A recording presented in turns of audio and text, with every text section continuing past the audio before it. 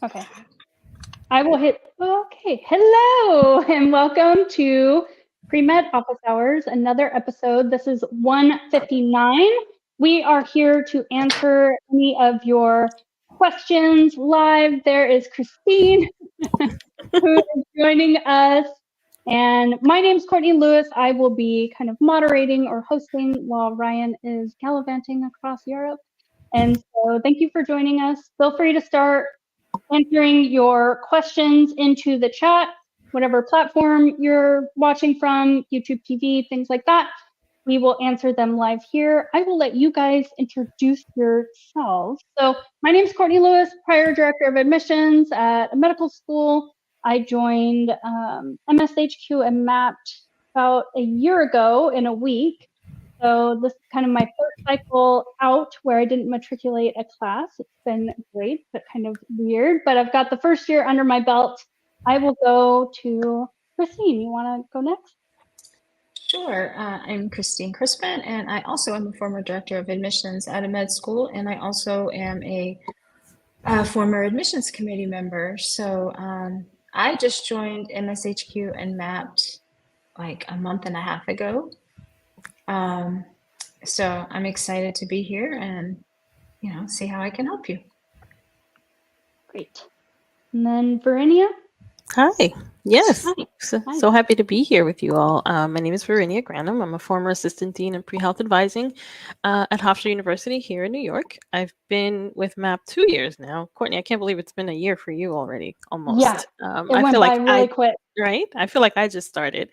So I just finished 2 years here, and glad to be here. Looking forward to helping some of our fellow pre-meds during this next hour.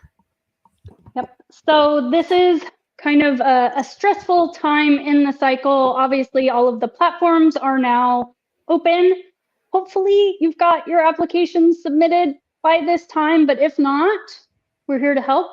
Ask your questions because you need to get it in quickly at this point because time will start to kind of compound on itself. So if you have any of those questions, ask them now. If you are doing the cycle for the 2023, 2024 matriculation date. So this current cycle that is open for ACOMAS, AMCAS, and TMD SAS for the Texas schools.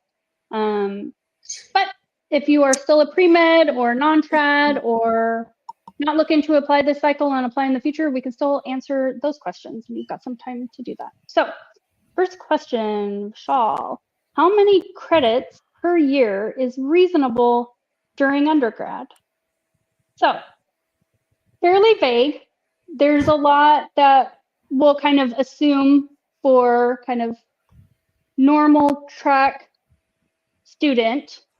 Anybody want to take this one? Sure, I can take a shot at this one, Vishal. So I worked with a lot of undergrads, science STEM majors. Typically, depending on your school, credits per year is about 30 to 34, right? So about 15 to 17 per semester. That's a lot. That's a lot to carry with a science classes as well. So it's really important to kind of balance that out with yes, taking enough credit so that you graduate on time, but also so that it's manageable for you. But so if we're talking reasonable, it's really based on whatever it is that you need to do to be able to graduate on time, right? So again, anywhere from 15 to 17 credits, balancing that with the rigor of those courses. So maybe just doing 2 sciences, at most maybe 3, depending on your major. Trying to take on 3, 4, 5 heavy duty science classes is probably not advisable. So make sure you work with an advisor to kind of balance out your schedule.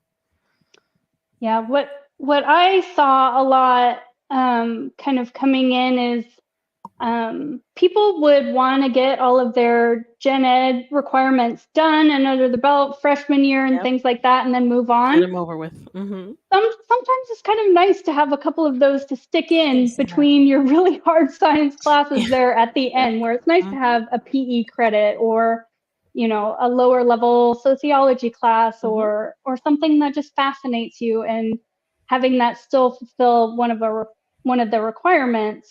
So sometimes it's nice to have those buffers. So yes, work with an advisor to map that out. Obviously, you know, depending on when you want to take your MCAT, that's going to kind of dictate how science coursework needs to be laid out for you, but other things can be flexible depending. So Yeah. At least be full-time if possible for an undergrad. All right, next question. Thanks. All right, Mary, I have a 3.2 science GPA and a 3.46 cumulative from UF. I want to pursue an online microbiology master's program during my gap year. What are your guys' thoughts on the fact that it's an online program? Thank you. Christine, you want to take it? Yeah, I will. I was just thinking about it. You know, I don't have bad thoughts about online programs. And so I think it's always going to depend on what the medical schools you apply to are going to think about. The rigor, all of that stuff is going to come into play. And so it doesn't matter what I think of it. I think it could potentially be fine, but it's going to really depend on what the medical schools think about it. There are many online programs that are very good. So, you know, it's kind of a 50-50 chance somebody is going to like it or not. You know, it's just that simple. Yeah, I think I would add to that, Mary, just do your research. Start looking at the medical schools that you're interested in and take a look and see what, what their rules or what their requirements are around coursework. Some schools don't accept online coursework.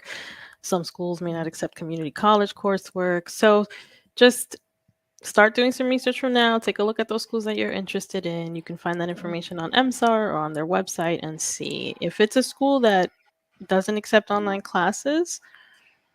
You have to decide how, do I really want to go to this school? Am I willing to give up this online master's just because this school doesn't accept it? Or am I willing to say, I need to do this master's because I need to, improve my grades or whatever it may be, and just look at other schools that will be willing to accept those online classes. So it's really up to you. Like Christine was saying, it really doesn't matter what we think about it. It ultimately is going to depend on whether or not the school will accept the online classes. Good luck, though. Yeah. And since it is a master's, hopefully you've already completed all of your prereqs in person with the lab components. And so this is just kind of supplementary to that. If you are looking for GPA boosters and things like that, you may want to do in-person type programs so that you're interacting with professors, you can get letters of recommendation. So I think just last to kind of add in, the goal or the purpose of pursuing this master's, make sure it fits the type of program and will help you with whatever need you may have for doing it. Okay, next question. How do we say that name? I'm so sorry. Aliu, maybe? Aliu? Okay, that's okay. Sorry if we're butchering that. I really apologize. Okay, as a nursing student, I had to do research for my bachelor's degree. Does this count as research in my application? This is a very common question. So, thoughts on this? It can vary sometimes, but it does vary. I think it depends on the research itself, but any research experience is valuable. So yes, absolutely. It will help you in the future as a future scientist, physician, whatever that may be. So I would say yes. I think it's an important experience, and absolutely it'll benefit you. In general, research is not something that we emphasize, right? We say it's something that you should do if you're interested in it. It's beneficial for you. And since you've done it actually as part of your bachelor's degree, I think you're good. I think you're good to go. So one question I know I get a lot in sessions with students is, if I received academic credit for it, can I put it in my activity section, or is there a rule against it? So can we answer that question? Because that may be kind of a logical follow-up that we're going to get from this. You know, when I was at Irvine, we used to have a course that we would refer our postbacks to. It was like Bio 199, Bio 90, whatever the number was, that they received academic credit for. But it was basically a year-long research program that they conducted research with the faculty, and we did encourage them to put it on their application because so I would lean toward yes, it still counts even if they received academic credit. Yeah. Yeah, Hofstra did something similar with biology majors too, and it was definitely research experience. You're in the lab with a professor, so yeah, it counts. Many times that results in a presentation and like a student Mhm. symposium or Mhm. something like that. So yeah, it absolutely counts. Great. Okay. Okay. Thank you, Ellie. Hopefully that's helpful. Let's move on. Daniel, I understand that secondary should ideally turned around within 2 weeks, I guess. Be turned around in 2 weeks. I received one before my primary application was verified. That sounds, Mhm. yeah, that is starting this year. Mhm. Would that 2 weeks start at the receipt date or verification date? Thanks. Good question. I don't think I've encountered this one yet, this cycle. That's a Yeah, great question. I'm assuming that, and correct me if I'm wrong, I'm assuming that this is probably an ACOMAS DO application because this year they were Mhm. allowing completed, submitted applications that were in the verification process, at least for schools to have access to limited bits of information. So if they wanted to send you secondaries or contact you, they would at least have that limited bit of contact information to be able to do so. So I would say it's, I mean, the answer is the sooner the better, as long as it's polished, is going to be kind of universal. The faster you can turn around any and all of these, with the caveat of it being polished and ready to go, will always be better than counting 2 weeks to the day. But we understand all of these things overlap. You have to prioritize. I would say I'm anticipating that they're going to want to see a verified completed application at the time that they're doing consideration for interviews, but that is an assumption based on my prior experience. So I would say either timeline is going to be okay, but the sooner is better. So anybody else have anything to add to that? I think Yeah. the only thing that I would add is in terms of priority, get the ones that you actually have, just get them out of the way. Don't even, I think it's almost like you're splitting hairs with 2 weeks from the receipt date or verification date. I would do it well, polish it, submit it, and then move on to continuing to pre-write if you're still in verification. So Mhm. I wouldn't stress over that as much as just, as Courtney said, polishing it and getting it in. Yep. They do get a lot of attention. They are very important. So don't just sling them back in. I definitely got some of those in my day, and it's not a good showing, especially if you've done all of this work to get to this point and then you fall really flat and it's very unpolished for the only school specific questions we get to come up with and ask you. So don't do that. They need attention, but clear your plate as often as you can. Don't just sit on things. And if you can retool and repurpose, great. A lot of these things will kind of carry over, but I wouldn't let them build up, like Christine was saying. Okay. Next one. Annan. My last coursework was approximately 8 years ago, but I've been in a research PhD since then. Is a strong MCAT, 95th percentile, 3.9 GPA, and a PhD enough, or should I consider a postbac and coursework? Our favorite word, enough. That's, I guess, for AdComs to figure out, do you feel like it's enough to apply? Because if you feel like you can put forward a strong application to justify why you're on this path, what your academics look like, and remove any barriers or risk factors, then technically it should be enough. But it's kind of an interesting word to use. Well, and I'm curious if they said that their last coursework was around 8 years ago, and they've done a research PhD since then. I'm assuming prereq coursework was 8 years ago.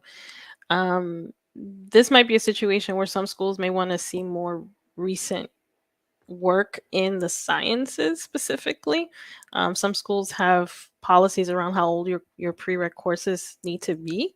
So I would start with researching that first, seeing kind of getting a general sense of, is it okay that my courses are 8 years old? Do I need to do something more recent? You can even call admissions offices directly and just kind of see if you can get someone on the phone and just generally speaking, here's my situation. What would you advise? But that might be an issue. So look up some of the schools that you're interested in. Check out, like I said, on MSAR, they might have information on their website on how old these courses are or should be, and then potentially consider taking some more recent upper division sciences, if that's the case. But like you said, Courtney, is it enough? That's not for us to tell. Sure, on screen, it sounds like enough, but it will depend by school. It will vary. Generally, if you're hitting about the 10-year mark, things are going to start expiring for some schools.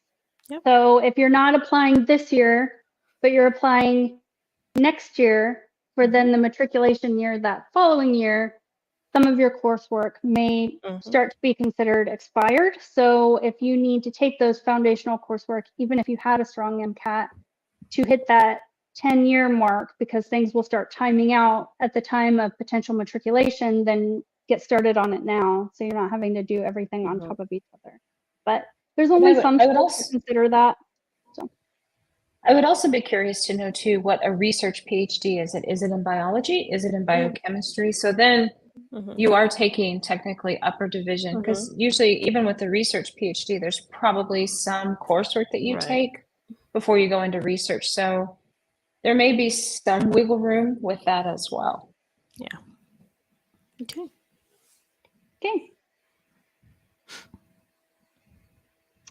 David Green. Hey, MAP team. Hello. My university offers biochemistry 1 and medical biochemistry. Is medical biochemistry accepted in place of med school biochemistry prerequisites? Are both equally helpful for the MCAT? I think this might depend on the school, honestly, what they'll accept. My gut reaction went to how it's categorized. Sometimes I would see medical biochemistry like for nurses or for health professions and things like that, where the biochemistry was actually condensed instead of taking something that was actually under like the chemistry department and it was the full course, which I would think you would get a lot more out of the full course and would run into fewer barriers or gray areas just taking biochem 1 within that department versus trying to fit in a medical biochemistry that may be listed under a different department. I would agree with that, Courtney. And I would also say my gut is that the regular biochemistry is what's probably best for the MCAT. Yeah, definitely. All right. So less risk is probably with the regular biochem. Yeah. Okay, so hello, I am going to start college in January. I have some time to do something beneficial. I'm volunteering for a clinic right now. What else can I do to add my med school application in the future? Well, generally, we talk about experience and activities being from college on. I guess, do we count the summer before entering freshman year? I think so. It depends on what they're doing. But anything post high school. I said kind of a gray area, but if it's something that continues on for a prolonged period of time into college, I can see that encompassing those dates. Yeah. And, post high school graduation in the summer, things, volunteering for a clinic is great. Even if, let's say you can't necessarily use it for your application, so to speak, in quotes, it's still valuable experience because you're learning how to work with people, how to work with patients. So don't worry so much about what can I put in my application, but what can I do right now that's going to set me up for to be able to explore this field, to be successful here, and develop some of my interpersonal and intrapersonal skills too. So anything where you can be around patients, anything where you can help others, serve others in some way, is always going to be a great opportunity for you. So volunteer in your community, get some shadowing done if you can. You're doing the right thing right now by volunteering at a clinic. But anything else where you're, like I said, working with people, learning about the field and serving others in some ways is going to be extremely beneficial for you. Yeah, I think maybe this is an overgeneralized statement, but I wish pre-meds were aware of how valuable just pure community volunteer experiences. Just getting out, Habitat for Humanity, soup kitchens, Humane Society, charity organizations, just getting to learn about people in the community and different populations, potentially getting out of your comfort zone, understanding some of the barriers that people face or the challenges that people face every day. That is valuable, not just for college or for your own personal growth. It carries with you, as Bernie was saying, into med school, and it's something that med schools really value because you gain that insight. And as a service-oriented profession, being a physician, where you are there to help anybody who walks in your door, sometimes it's nice to kind of start those things earlier on. So if you're working on a clinic, maybe look at some initiatives that you're really passionate about, or things that are going to be in that area for college that you can kind of start getting some hours. Doesn't have to be a ton, but some hours in that will collect over time, or kind of setting yourself up to maybe in the future, 2 years from now, getting a leadership position because you've put in the time and effort and being involved. So doesn't have to be anything super expensive. Make sure you are ready to start college because your grades will matter. This setting of the GPA is going to be very important this first year of school. So make sure you're not overextending yourself. You're being smart about how you are setting yourself up for your academics. But then beyond that, those would be some suggestions, at least from me. Anybody else have anything else we want to add to what Bernie has said? The only thing that I would say is pay attention to this clinic experience as well, because that also may kind of confirm whether medicine is really the path that you want to take. Yeah. It's okay to deviate from that path if you realize this is not the best experience or it's not the right thing for you.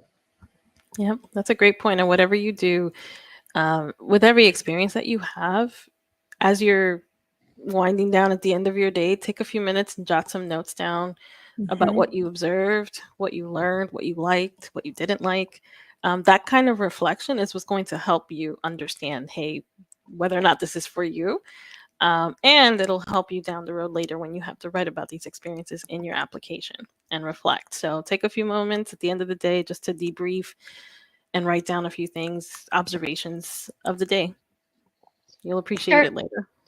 Start your mapped account. You can journal in it. It'll have supervisor, hours, dates, brief notes about the experience and things. These are all things that you're going to need for your application. And sometimes it's hard to remember what you did the summer before your freshman year when you are 4 years down the road. So start your mapped account. It's free. Start journaling. Anytime you do anything in any of the applicable categories for med school activities that you're going to have to recount there. That's a great point. That's something you can do now. Create a mapped account. Go to map.com, get a free account. And as Courtney was saying, you can fill that out and start journaling right in there, keeping track of all those experiences. And you can get a 30-day free trial at map.com using the code 30daysfree. Yeah, and so that's for the pro, right? That's for access to us to be able to talk in advisor chat. Not all of the times you need that, but we are always here and available. So if that's something you want, that is it's a small fee, but it's a small upgrade fee. But the rest of MAPS, like the journaling and the GPA charting and the academics, all of that is free, will always be free. So you can Forever. open an account and have access to everything that you would need as an incoming freshman, probably. Unless you don't have a good pre-health advisor, and then by all means, join us. Okay. Anything else? All right. Let's see. Any more? There we go. Okay, Jackie, what kinds of questions would an admissions director or faculty member like to hear at a conference? So if you are participating, you're coming to MapCon and you are tabling, you're going around to all of the tables, talking to all of our friends, our deans and directors that we're familiar with all of the medical schools that we're going to have there. Everybody go to MapCon. It's the best way to advocate for yourself and get one-on-one time with these schools. You need to go and do it in person. Anyways, that's coming up in October. But what kinds of questions would you suggest? I would think something about what does a successful student look like that has been admitted to your program? You know, what are the characteristics of a successful pre-med and or med student? Just trying to really get an idea of who are they bringing into the program and what are their characteristics. And I really don't love questions about how many hours should I do this and how many hours should I do that. That's so subjective and variable, but more about in the big picture, who is getting admitted to your program? What do they look like, and how, you know, things like that. Talk about the mission and talk about, you know, who's the population that they serve, and that kind of an answer should guide you on some of the things that you should think about doing as a pre-med student. If you really are interested in a program, figure out what they care about and make sure that you have kind of checked the boxes of things that they seem to care about. Yep. So I always liked questions that, you know, I could tell people were actually interested, or maybe that they at least kind of looked up some of this stuff, or that, Yes. you know, it's nice to know that you're at least on somebody's radar. But if not, and you're going in kind of blind and you need just generalized questions, I agree. Things that, you know, what are you proud of the students for being involved in that you want to kind of see these continuing cohorts kind of carry on or further develop or kind of emulate, because that gives them a chance to bring up something really positive. How, you know, what's some coursework that you think is really valuable, or things that to go over that you found is helpful. I agree with kind of the population and regional health and having some experience there, learning about their mission. I don't know, just asking them things where they can recount really positive type things, you know. But if there's a specialized program that you're interested in, maybe you're interested in narrative medicine or humanities in medicine, talk about that. Give them a chance to talk about that. If you're fairly confident that they have that kind of program, again, do a little bit of research if you can. Definitely check out their website, identify some programs that you're curious about, genuinely curious about it, and ask about it, and ask about your experiences and how do they fit in with those programs. And, you know, not, like Christine was saying, not, you know, do I have enough hours, or, you know, things like that, but hey, I've worked with this population, I have this interest in this population, does this program help me prepare in some way to continue that work, or, you know, things like that. So definitely research the school, and come prepared with some general questions about those specific programs. It'll show your interest. It'll show your that you've done your homework and you're familiar with what they have to offer.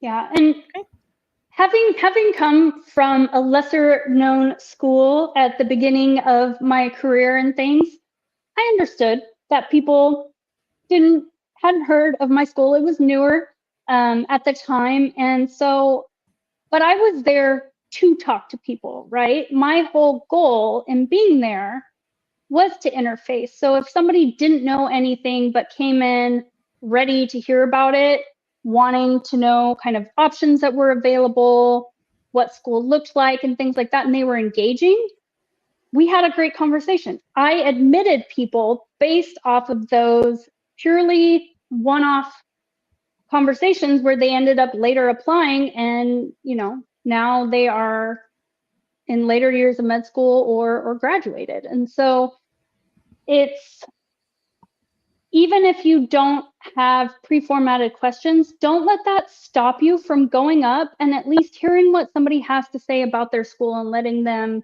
kind of tell you about it, and then build questions from there, if nothing else, because they are there to talk to you. So even though it may seem very intimidating, have a good conversation. Learn about the school. That's the whole point of setting these things up for both parties. So, Sorry. okay. That's okay. Ooh, What schools will be at MapCon? All of them. great question. Yeah, yeah, A ton of them. the Do we best. have a list somewhere? Do we have a list so far? Not I don't that know I if have. it's on the website or not. But I mean, it's more and more joining every day. It's going to be really big. I would say right now, as a participant, you're going to get a lot of FaceTime. Mhm. So as more participants join us, we're not expecting to have like huge sellouts where you're like fighting crowds or anything like that. But there's going to be workshops. There's going to be, a lot of FaceTime with these schools. I know some deans and directors that are coming to the event. It's not just recruiters or interns or anything like that. Like, they are actually sending decision makers to this conference because they know that they're going to be able to interface with the pool that they want to, which is pre-med students, right? It's very targeted. It's very worth their while. So let's make it worth their while. You guys show up. We're going to do CPR. We're going to do workshops. We're going to do the workshops will be like personal statement, mock interviews. We're doing panels with MD, DO, Texas. We're doing coaching sessions. There's way to meet other pre-meds. I think we're doing like CPR training, and then tabling, where you guys get to talk to all of our friends who have agreed to come. And there are a lot of med schools coming. So Yeah, just we'd like to continue providing the service. So we need you guys to join us and advocate for yourselves. Yeah, just check out the website. We'll post the schedule on there if it's not already there, as well as some of the schools that will be in attendance. But as you were saying, Courtney, it's just large enough so that everyone can come and benefit from it, but also small enough that you will be able to have that one-on-one face-to-face time. So it's not like you said, you're not battling 10,000 people to try to talk to someone. You'll have an opportunity to have that FaceTime and really talk to people. So check it out, mapcon.com, in October in beautiful Baltimore, Maryland. Yeah. And if I know I've said this before, maybe not on this platform, but you guys need to think about the type of people that serve on admissions committees or decision makers. They like in person, right? When so many things have gone virtual, it's so hard to get time where you can actually build rapport in person, show them that you're not really socially awkward and cringy, right? But just have some time to converse with each other. That goes so far in just that comfort level and that reducing of risk, because you're just around somebody and being able to have a conversation. So, older generations, they like the in-person, and it's worth your time. It's worth your time to do. So, okay, let's move on if we have one. Albert, I had been accepted into medical school earlier this year, but had the acceptance rescinded recently due to a drop in my GPA during my last semester. Is there any advice for me? This is really challenging. I'm really sorry to hear this. It can happen, right? As we are seeing here. So any advice for Albert? I think first and foremost, we need to assess why your GPA dropped and make sure that there is corrective action. So if this was your senior year and you're graduating, you may have to assess your overall academic profile. Do you need to go to post-bac or things like that? If you're a junior and you have another year, again, I really do think assessing why it dropped and taking care of that first is like mission critical. Things will happen, I get that, but you always want to kind of know why and be able to fix it. That would be my first piece of advice. Yeah, agreed. I think taking some time, potentially taking a little bit of a break too. So if you're still in school, graduate, maybe take another, year or so to assess that and give yourself some distance and time from whatever happened that caused your GPA to drop, and then potentially looking into taking some additional coursework to show an upward trend in your GPA. But this is also I'm glad, Albert, that you're asking this, because I think it shows also that, getting into medical school, it doesn't just automatically, the process doesn't end there, right? Things like this, if you're still in school, it's so important to still continue to do well in those classes, so that something like this doesn't happen. Unfortunately, Albert, it's unfortunate you had to go through this, but I feel like sometimes students forget that part. They think, oh, I got in, I can just kind of sit back now and just coast the rest of the time that I have left in school. And that's not always the case, because you can have your acceptance rescinded, unfortunately, as we see here. So Albert, take a step back, as Christine was saying, figure out what happened and try again. Give yourself some time and try again. And it may be something where it's beneficial to meet with one of us, right? Where we're able to actually see your academic profile, put it together. We're able to kind of discuss the nuances of your situation to kind of tailor that advice. Because, if we're just kind of giving you generalized advice, it's going to be, we're still going to say it's dependent on a number of factors. So if that would be helpful, we are always available to kind of take a look and give you tailored advice for your specific situation. So good luck. It is doable. Okay. Astrid, can I include international shadowing from my shadowing experience if I also have a good amount of shadowing I did in the US? Yes. Yeah. Short answer, yes. Yes. Yep, it's fine. And I'm glad that you said that you did a good amount of shadowing within the US. They are going to want to see US trained physicians, US practices, hospitals, roles and responsibilities, so that you know what you're kind of getting into, what you're going to be trained in. But yeah, you can include international shadowing. Just make sure that in your description, and hopefully in what you did not step outside what you were trained for. We don't like hearing, like, as cool as that may sound, like, and I got to participate in surgery where I was doing this, this, and this.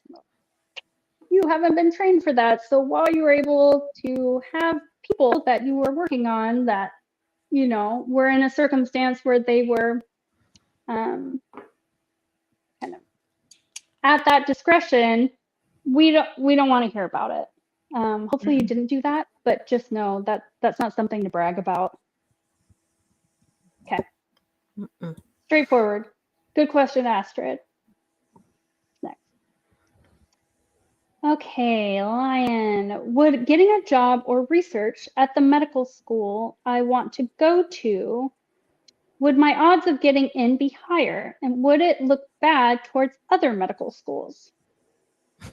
So it doesn't look bad to other medical schools.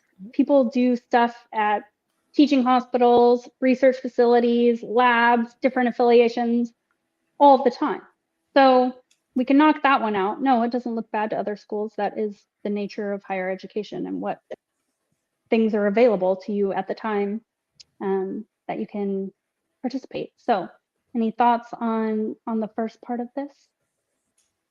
I would like, having come out of a medical school, I would like to think, no, that really you should be admitted on your merits.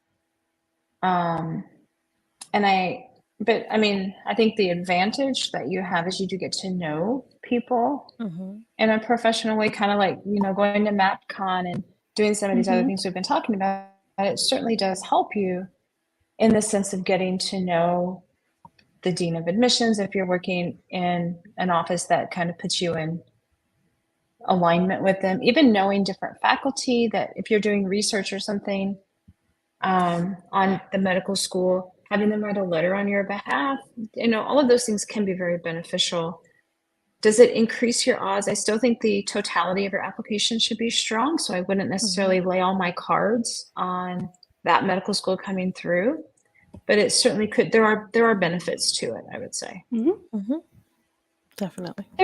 There were plenty of people that were very well connected that did not receive seats, but rapport can help. Definitely. I agree completely. And on that same note, remember that these people, just as you're trying to get to know them, they're going to get to know you. So make sure that your behavior is reflecting the type of candidate you're going to be. You need to be on on your P's and Q's the entire time. So keep that in mind. And remember, it is a small campus in that world, and you never know who knows whom. So even if you are not necessarily interacting with the admissions team and you have a bad interaction with who you think is a random person, they still may know the admissions team. So 100% of the time with 100% of the people, you should be on your best behavior. Absolutely. Just be a good, respectful human being. Easy. Just do that. That's it. Let's just do that. Let's just do that if we're aspiring physicians. Okay. In general. Or just in general. That's a good life lesson to have. Yeah. Let's just be decent human beings. Okay. That's a great life lesson. All right. So maybe this would be a good time to kind of talk about our interview prep. You want to talk about that? Sure. So this is the time of year that, you're all hopefully submitted your primary, you're working on secondaries, returning those secondaries, and thinking ahead to interview prep, if not already potentially having received offers for interviews, right? So we here at MAPT and Medical School Headquarters have lots of resources for interview prep, mock interview practice. We actually have a workshop tomorrow, 3:30 p.m. Eastern, all about preparing for interviews. So you can register for that at premedevents.com. You can find that information there. We're going to have a banner up in a few minutes for that. And we actually also have an interview prep sale. So right now through Monday the 17th, 20% off mock interview sessions with any one of us. We have lots of experience on staff that can, with advisors that can help you, sit with you, go through some practice questions, traditional style, MMI style, whatever practice you'd like to have. We have a sale right now. So 20% off interview prep. You can go to medicalschoolhq.net to see that information there. It's a flash sale through Monday the 17th. And come check out the workshop tomorrow as well. That one is free. So that one anyone can attend. 3:30 p.m. Eastern tomorrow. You can register for that on premedevents.com. Yep. So we will be posing questions to audience members. So you're going to hop on with us and we're going to ask you a question and kind of put you on the spot. But it's meant to kind of give you practice and simulate what it's actually going to be. This is one area doing mock interviews can greatly impact your performance the day of. So you need to practice verbalizing some of these thoughts, some of these experiences, being put on the spot and having to recall information and vocalize it while still maintaining a nice face while you're doing it. You need practice is imperative for interviews. Some people can be as prepared as possible, make it to this point, and they're like, you know what, they need another year. You know, that interview just really didn't resonate with me. What a bummer. After being so prepared and then coming in and just falling flat on some of these questions and thinking that, you know, I had ideas for this, but it just didn't come out right. Come and practice. Practice, practice, practice, either with us, or if you need to be cringy, do it with your phone. Record yourself. There's prompts on MSHQ where it will be a question generator. Record your response. See if you like the answer. Practice. Let me just say, as a person who sat on an admissions committee for 5 years, that is a bad interview can damage a fantastic application. Yes, it can. If you can't articulate answers, if you aren't, if you aren't able to articulate answers to a variety of questions, that really can derail everything that you've done. I've had many conversations where I've read a bad interview report. Yep. And what I've told students is, you got the interview, right? They're interested. They like you. They like you. They're you. interested. The interview now is just to see that you're a live person and to see how you can they picture you with a patient? Can they picture you in their class, right? So you don't want to blow that, right? This is your opportunity to confirm who you are on paper. This is your opportunity to get to know them. You may not like us either. It's okay. That's true. So that's a good point.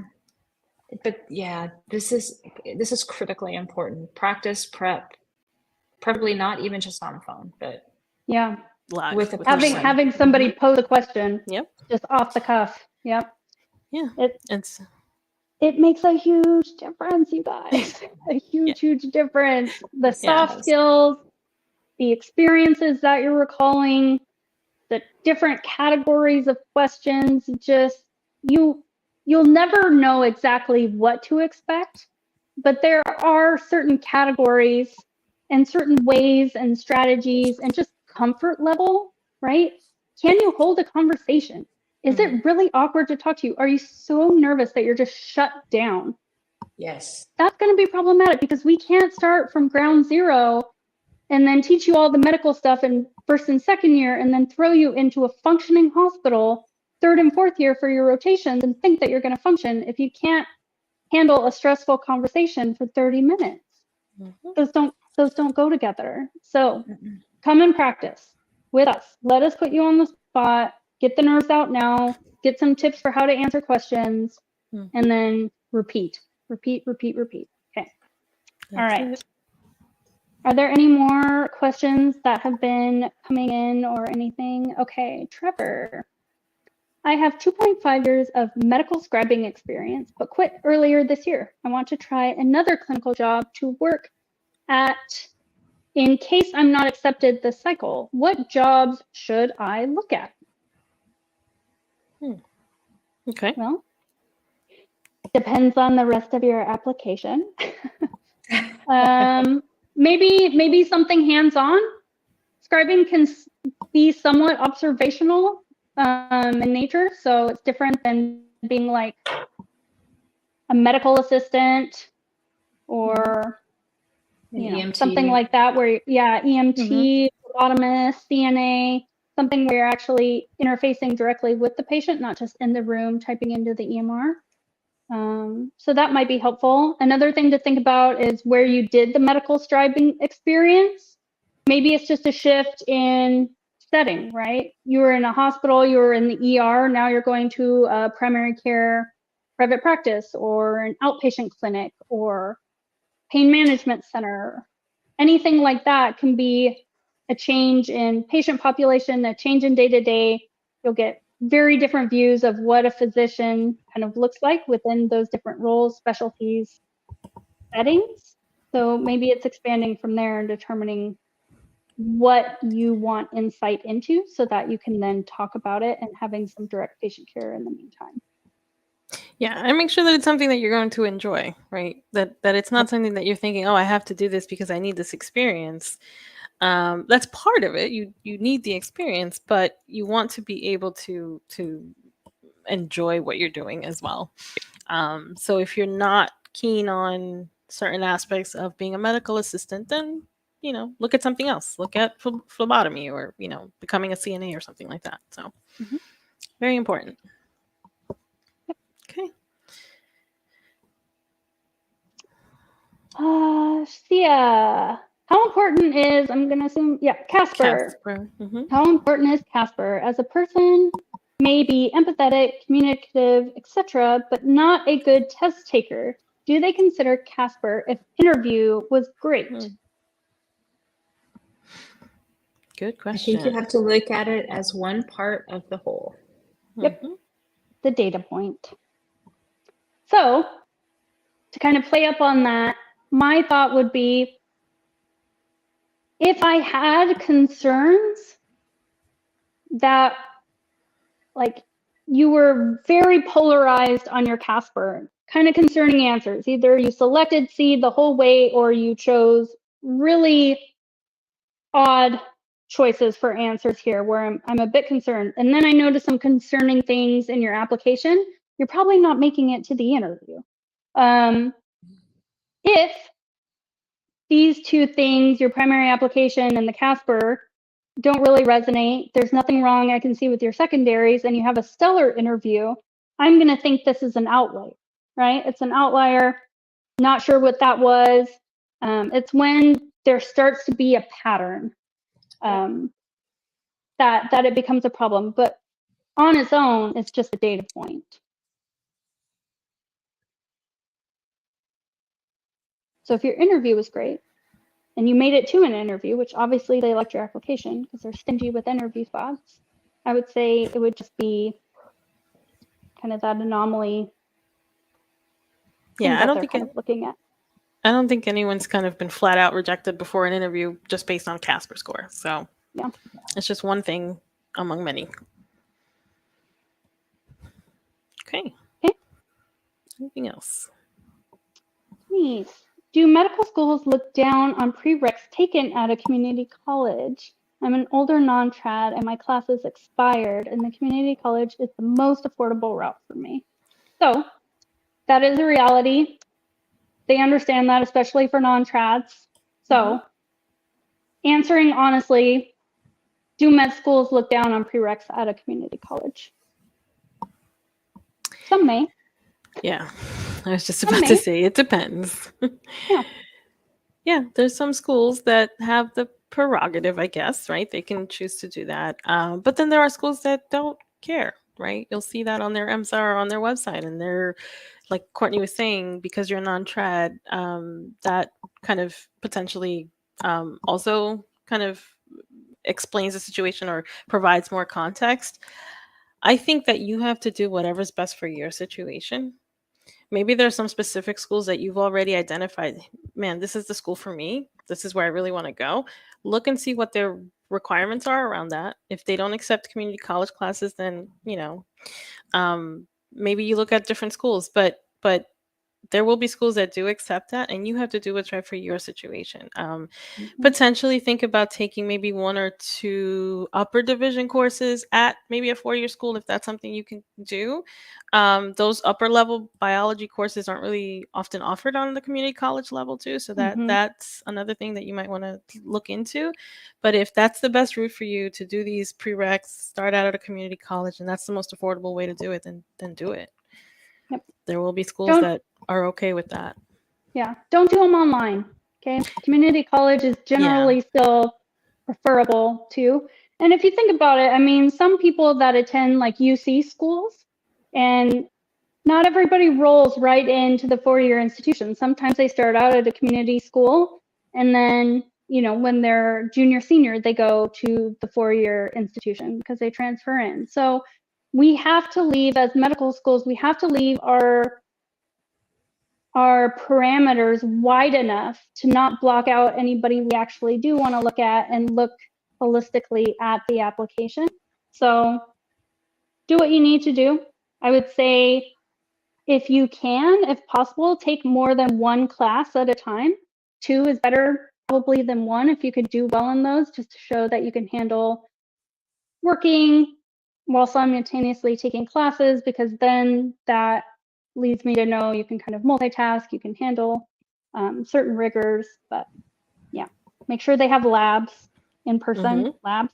You need those for basically all the prereqs except for English. Anything you want to add? I think you said it all. And I think. Alrighty, we ready to end? Okay, so join us for the free workshop for interviews. Never too early to start. Interview prep. Get on track for that. If you want to do individualized sessions with any of us or the rest of our advising team, there's a sale going on right now for packages for individualized, like 45 minutes packages where we will run you through a simulation of the actual thing and then give you some feedback from questions we know get asked and that we've seen and we know kind of the outcomes for. So if you want to do that, there's a discount for a couple of days. MapCon is coming, right? Check that website. We don't know if it'll be recurring just yet. Last year we did it. It was virtual. This will be our first in-person one. And the people that are attending, all of the exhibitors, really want to see you there. So get there. Yeah. And we'll make it worth your while. So thanks for joining us for episode 159. As always, we will be here next week. Join us then. Have a great day. Take care. Take care. Bye.